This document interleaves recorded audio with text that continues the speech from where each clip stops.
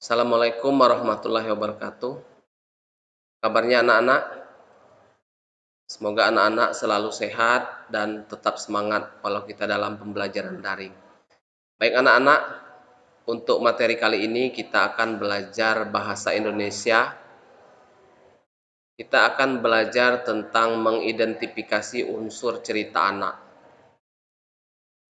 Jadi anak-anak kan mungkin pernah baca cerita anak dari internet, dari buku, baik ngambil di perpustakaan atau buku sendiri, dan juga biasanya dari majalah ada cerita anak. Nah, pada pertemuan kali ini kita akan membahas tentang cerita anak.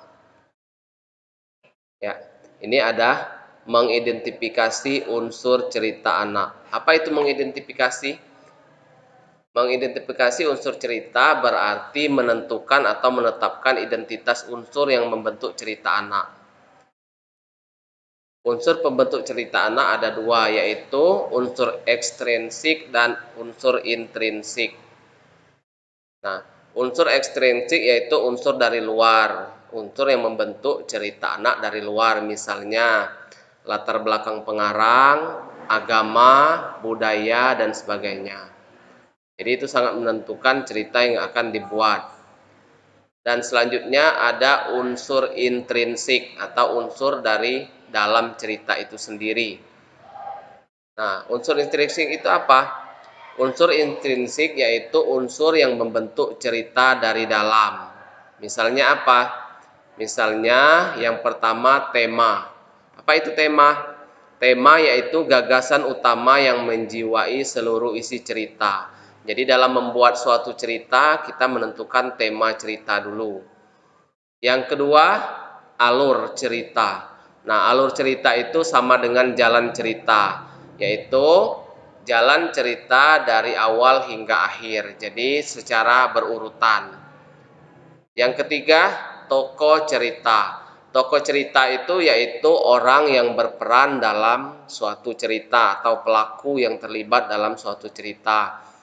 Ada peran baik, ada peran orang jahat, dan sebagainya. Yang selanjutnya, watak dari suatu cerita. Nah, watak itu watak yang dimiliki oleh para tokoh cerita terkait perannya, bukan watak asli dari pemerannya, tapi watak yang digambarkan dalam suatu cerita. Misalnya, pendengki, baik, pendendam, dan lain sebagainya.